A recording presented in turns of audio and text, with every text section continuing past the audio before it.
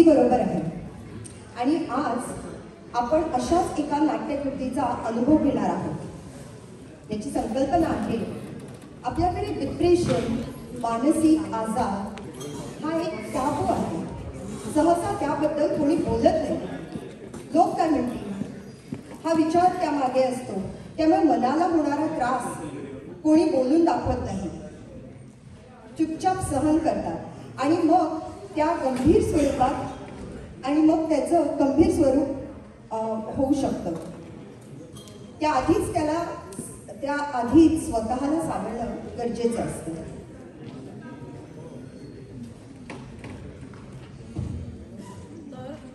तर हे नाटकाचं नाव आहे आत्मन आणि त्यातले कलाकार आहेत आशय साठे, केदार कुलकर्णी, केदार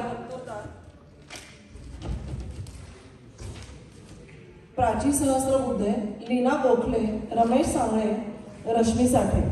याचं संगीत दिलंय हेमंत कडेगावकर यांनी. प्रकाश योजना आणि नेपथ्य सांभाळणे आदित्य साठे. आत्मन या नाटकाची संकल्पना, लेखन आणि दिग्दर्शक आहेत रश्मी साठे. तर आपण नाटक चालू करतोय आत्मन.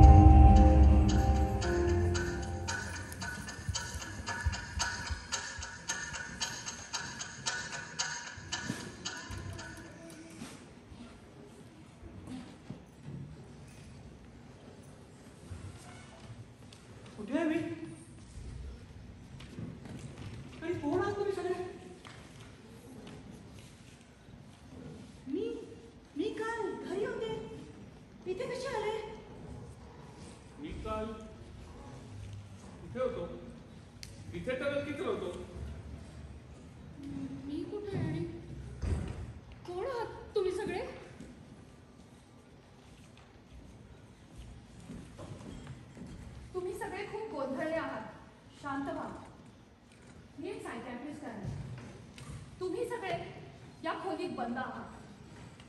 घाबरू नका, अगदी सुरक्षित आहात. ही एक विश्रांतीची खोली आहे. खरं म्हणायचं ते ही तुमच्या मनाची खोली आहे. इथून बाहेर जाण्याचा एकच मार्ग, व्यक्त व्हा, स्वतःला माफ करा. काही गुन्हा झाला असेल तर तो कबूल करा. त्याशिवाय तुमची इथून सुटका नाही. मला तर भीती वाटते. कोणी आपल्याला फसवतंय का? आपल्याला बळी तर नाही ना पडणार?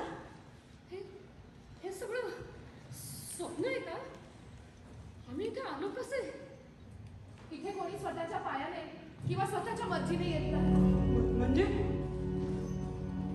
या 4 भिंतीमध्ये तुम्हाला कदाचित तुमच्या सगळ्या प्रश्नांची उत्तरं मिळतील. तुम्हा सगळ्यांची मानसिकता अत्यंत डिप्रेशनची जरी नसली तरी त्या मार्गावर जाणारी नक्कीच आहे.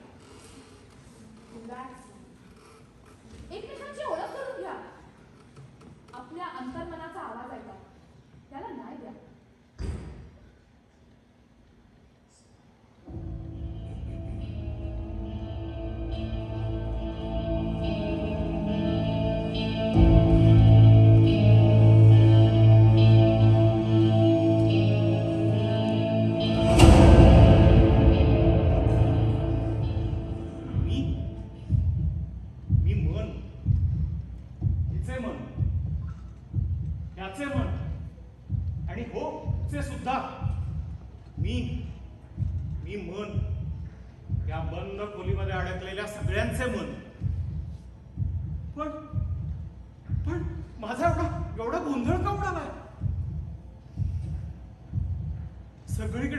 सगळीकडे अंधार का वाटतोय मला?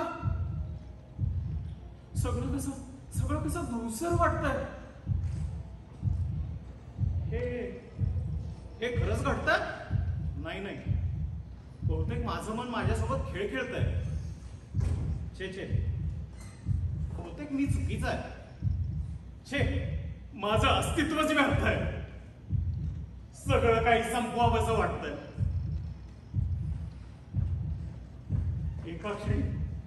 एका क्षणी शांत, दुसऱ्या क्षणी प्रचंड राग, गोंधळ.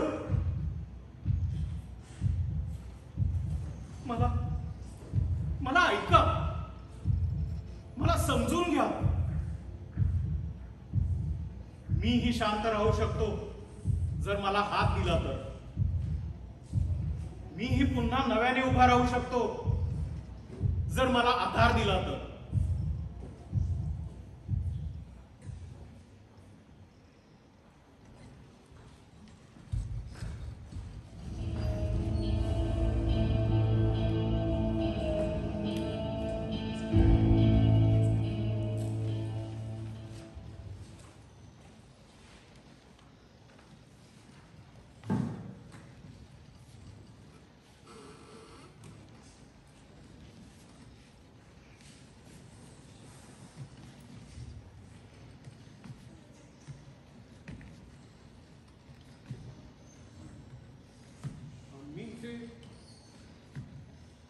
इकडे या खोलीला एकही खिडकी नाही. तुमच्या मनाची खिडकी उघडा, मग पहा कसा सगळीकडे आपोआप उजेड होईल. आम्ही इथे कोणालाच ओळखत नाही. अरे, तुम्हीच ते प्रसिद्ध नाटककार संजय जुवेकर ना? Yes, of course. तुमची मी अनेक नाटकं पाहिली. मी Jayesh. Nice meet you. Nice to meet you. Nice to meet you. अशा परिस्थितीत, अशा ठिकाणी कुठला तरी ओळखीचा चेहरा दिसला ना की मनाला अगदी दिलासा मिळतो. खरंय खरंय. आणि तुम्ही, if I am not wrong, सुप्रसिद्ध लेखिका, तुमचं नाव? हो, मी स्वरा. Correct, Swara correct. सध्या काही लिखाण वगैरे करताय की नाही? सध्या एक कथा लिहित आहे. काल रात्री विचार करता करता झोप लागली आणि आज जाग आली. तुम्ही इथे होते. मी राहुल. तसं माझा आणि तुमचा काही परिचय नाही आहे. म्हणजे मी तुमच्या कलाक्षेत्रातला नाही. मी एक छोटासा व्यावसायिक आहे. काल रात्री मी बारमध्ये होतो.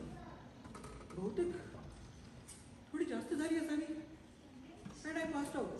जेव्हा शुद्ध आली तेव्हा मी या खोलीमध्ये येते. तुम्हाला भेटून आनंद झाला. कुठला व्यवसाय आहे तुमचा? माझी एक छोटीशी प्रिंटिंग प्रेस आहे. आणि तुमचा काय व्यवसाय? माझी एक मॅन्युफॅक्चरिंग कंपनी होती. कम्प्युटर्सचे कीबोर्ड आणि माऊस बनवायचो. आणि एका टेक्सटाईल कंपनीमध्ये माझी 50% पार्टनरशिप पण होती. वा. आणि आपण? मी शारदा. माझ्या डोक्यात एवढे विचार चालू आहेत ना की जुना रेडिओ स्टेशन असल्यासारखं वाटतंय. डोक्यात नुसती खर आहे. काहीच कळत नाहीये. आपल्या सगळ्यांच्या हातून काही गुन्हा झाले का? या खोलीमध्ये फक्त गुन्हा केलेलेच व्यक्ती येतात असं नाही. कदाचित काही अपराधीपणाची भावना असेल. कदाचित कोणाकडनं काही गुन्हा घडलाही असेल. तुम्हाला सगळ्यांना असं वाटतंय की तुम्ही एकटे आहात. तुम्ही एकटे नाही आहात. तुम्हाला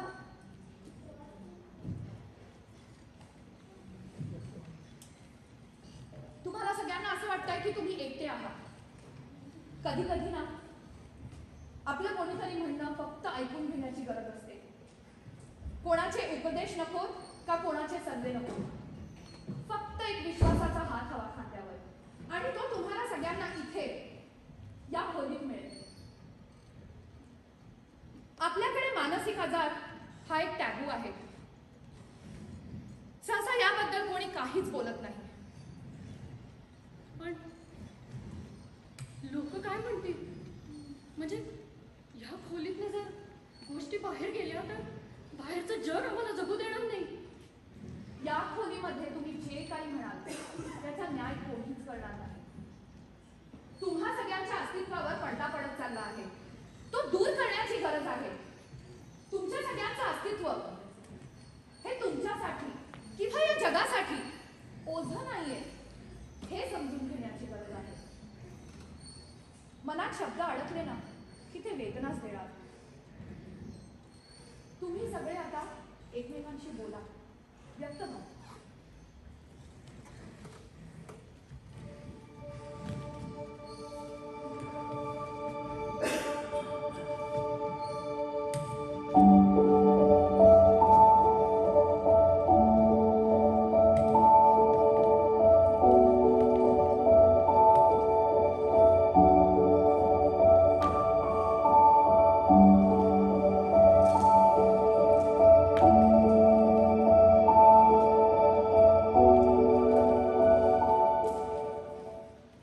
जयेश, तुम्ही बोला.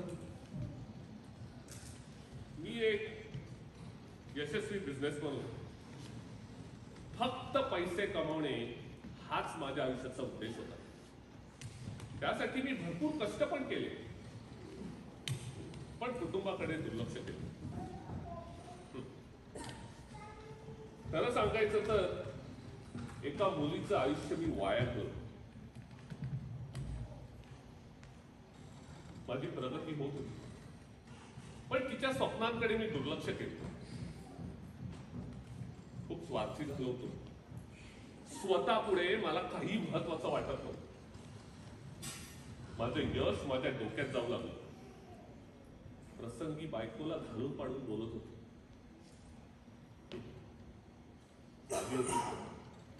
परंतु त्या साधेपणाचा आणि गावभरपणाची मला किळस येत होती.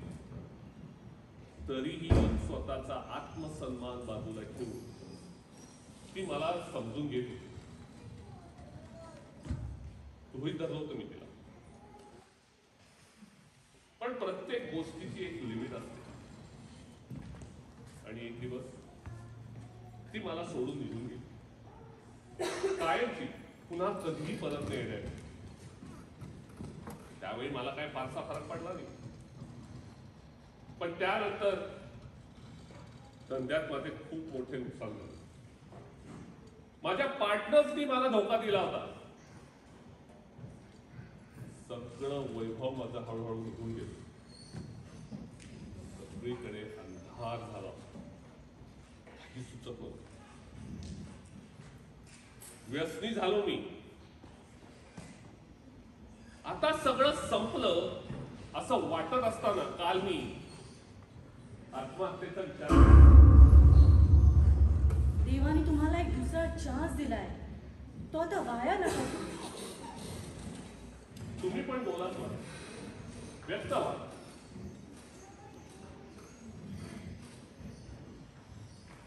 मी एक लेखिका आहे. मी एक कथा लिहित होते. गोष्ट लिहायला सुरुवात केली आणि त्या खूप गुंतत गेले.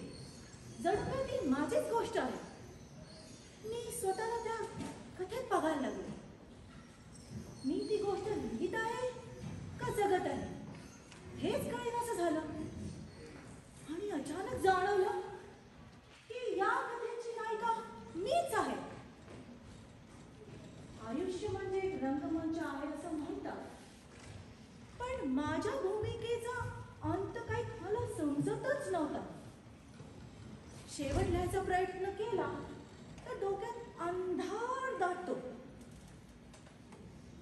अभिमन्यू सारखे चक्रव्यूहात कसे फसल्यासारखं माझं झालं होतं. मला काहीच सुचत नाहीये. मी अडकून बसले आहे. ती कथा अजून अर्धीच आहे. शेवट शोधण्याचा प्रयत्न करायचं माझं मन धजावत नाही, कारण स्वतःचा अंत बघायला माझं मन तयार नाही. काय करू मी, काय करू?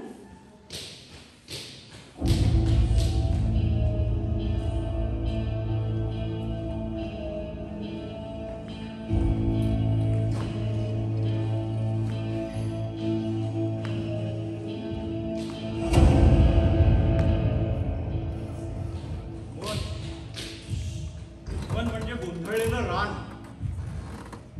एक एक अनामिक पण भयान शांतता.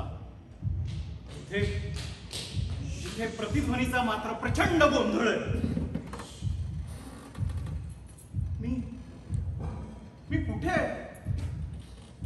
कोण आहे मी? मी खरंच आहे? काही कळत नाहीये.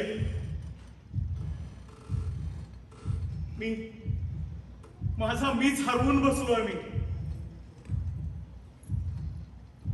एका अदृश्य अशा जाळ्यात अडकलोय.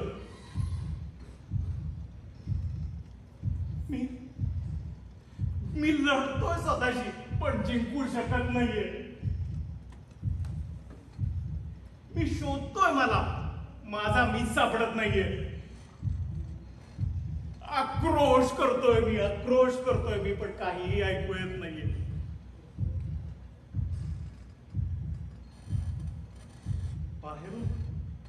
बाहेरून सगळं व्यवस्थित दिसतंय पण माझं रिकामा पण का जात नाहीये?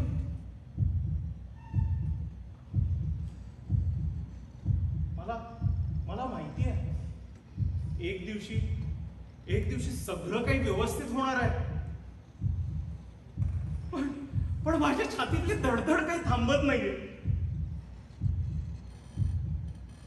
माणसांची आजूबाजूला माणसांची ही प्रचंड गर्दी आहे. पण माझं एकटेपण काही जात नाहीये. मला मोकळा श्वासच घेता येत नाहीये.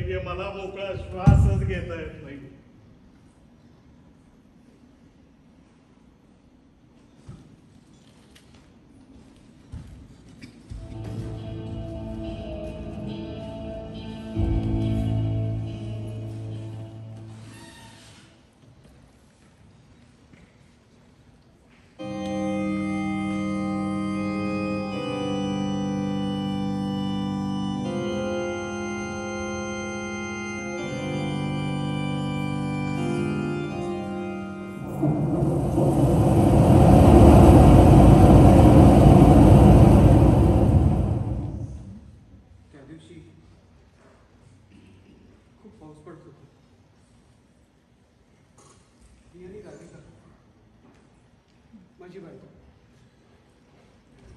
आम्ही फिरायला गेलो. रात्री मूवी संपून घरी परत चाललेलो.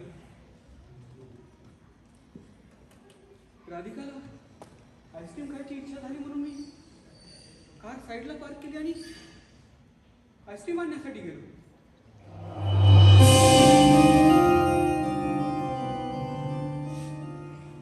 राधिकाही म्हणत होती तिलाही माझ्या बरोबर यायचं. पण ती भिजेल म्हणून मी एकटा आईस्क्रीम आणण्यासाठी गेलो आणि दुसऱ्या क्षणी ट्रक ड्रायव्हरचा तवा सुटला आणि तो आमच्या कारवर आदळला.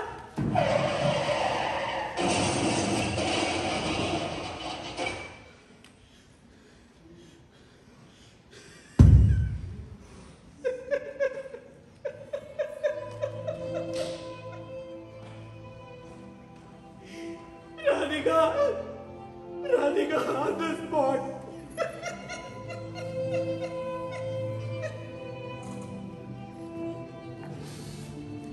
तिला माझ्या बरोबर घेऊन गेलो असतो तेव्हाच ती जिवंत असती. राधिका प्रेग्नंट होती. माझ्यामुळे 2 जणांचा जीव गेलाय. कसा माफ करू मी स्वतःला? कसा माफ करू?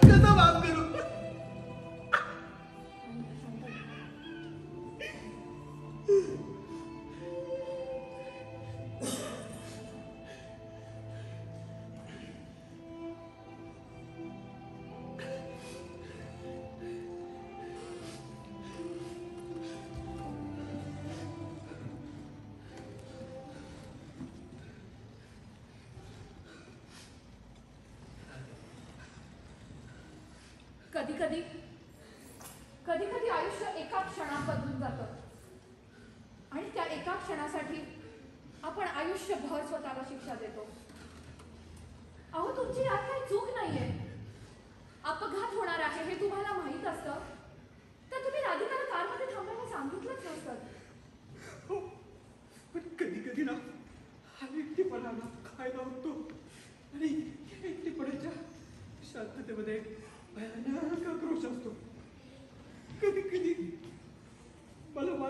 वसीम.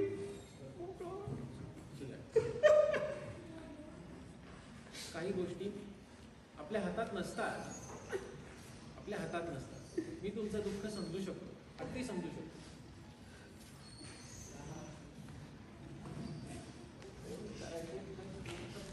काही म्हणाला? म्हटलं इकडे नेटवर्क येत नाहीये, काही महत्वाचे फोन्स मेसेजेस मिस झाले तर. कोणाचा कॉल एक्सपेक्ट करताय का? एका डायरेक्टरचा कॉल एक्सपेक्ट करतोय. माझ्याबरोबर नवीन नाटक करायचं म्हणाला होता.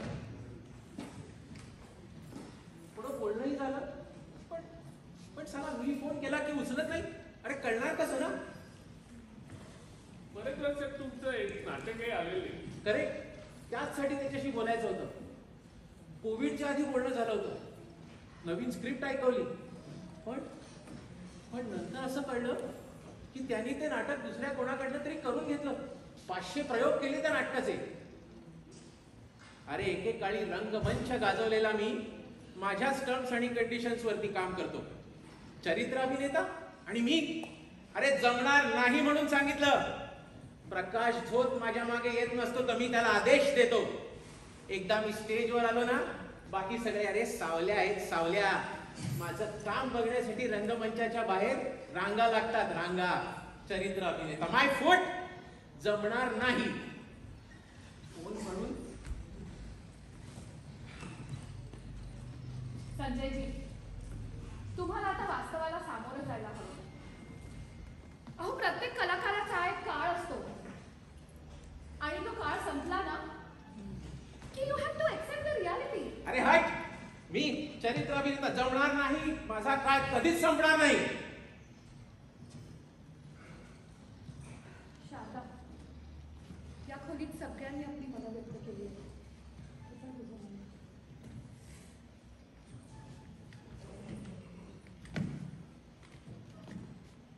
मी एका गरीब कुटुंबात वाढले. माझे वडील मी लहान असतानाच वारले.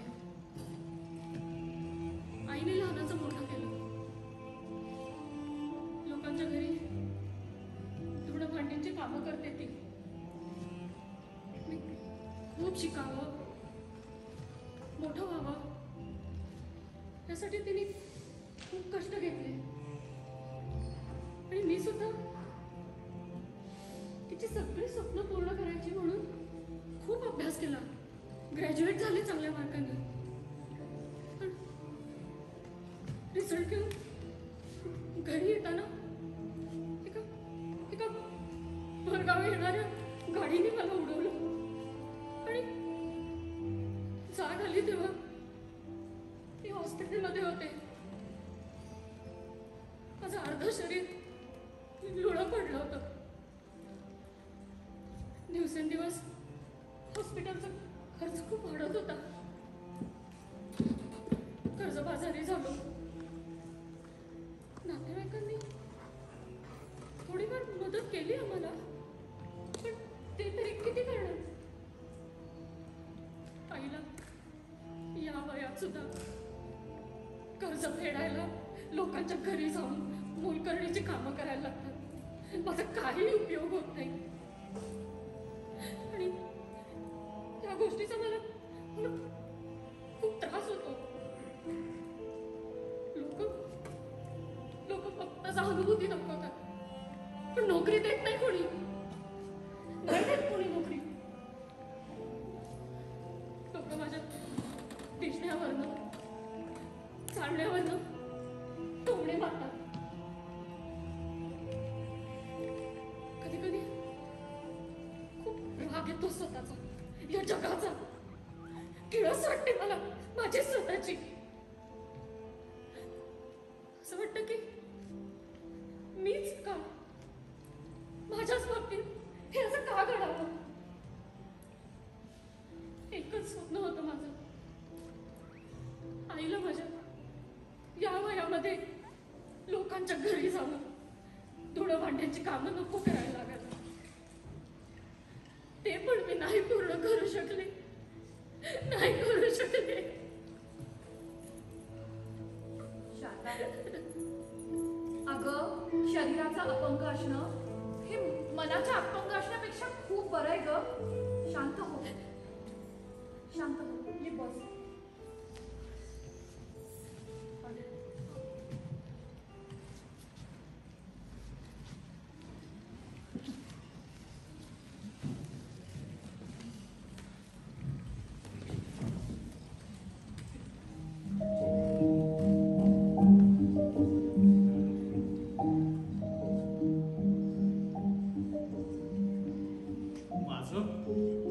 माझं माझ्यावरचं नियंत्रण सुटलं होतं.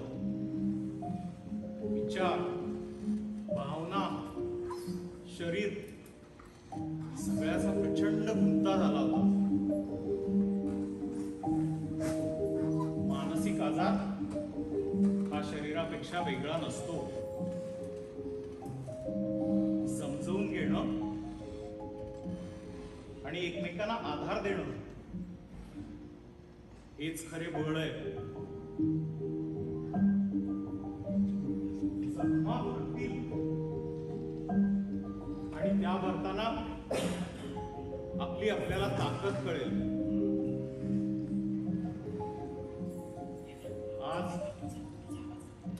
आज जे मला प्रचंड कठीण वाटतंय तीच उद्या माझी ताकद असणार आहे.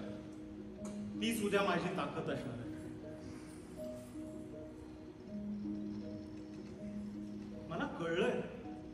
मला कळलंय मी हरत नाहीये. मी शोधलंय स्वतःला.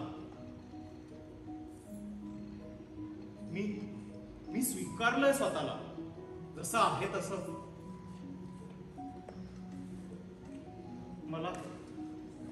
मला आता एकदम शांत वाटतंय.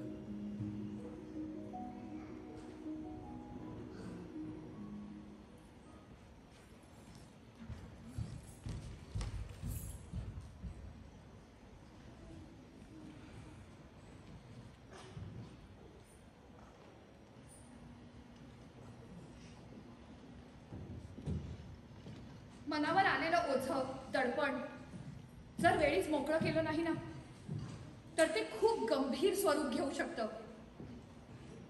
त्याआधीच मनाला सावरा. जो स्वतःला क्षमा करतो तोच मुक्त होतो. बाकी सगळे पुन्हा भेटतील, पुन्हा पुन्हा भेटतील, इथेच, याच मनाच्या खोलीत. मला आता खूप हलकं वाटतं. मी माझ्या बायकोकडे जाईन, तिची माफी मागेन, तिला सन्मानाने परत आणेन. मला खात्री आहे ती तुम्हाला नक्कीच माफ करेल. मी आता आत्महत्येचा विचार आणून देणार नाही. मी खूप कष्ट करेन, गेलेला बिझनेस परत मिळवेल. जातो मी या खोलीमध्ये जर आलो नसतो तर आयुष्यभर स्वतःला दोष देत बसतो. Thank you so much. Goodbye. जातो मी.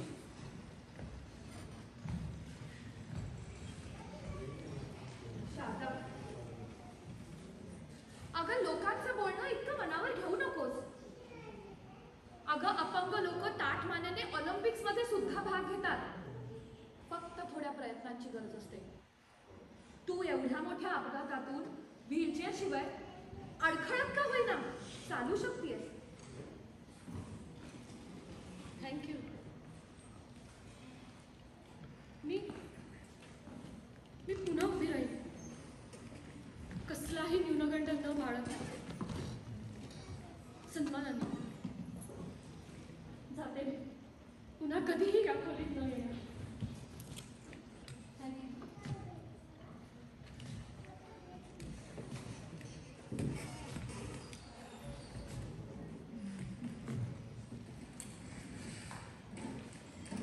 स्वरा, तू लिहित आहेस ती फक्त एक कथा आहे. अगं, ती तुझ्या जीवनाची कहाणी नाहीये. या क्षणी तुला तुझे शब्दच वाचवत आहेत, जरी ते ओझ्यासारखे वाटत असले तरी. अगं, शेवटाची चिंता करू नकोस. कधी कधी ना शेवटापेक्षा त्याचा प्रवासच खूप सुंदर असतो.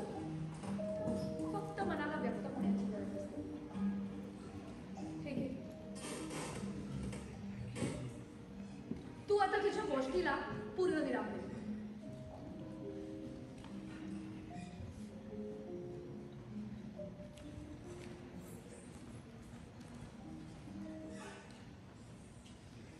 जुवेकर अहो जुवेकर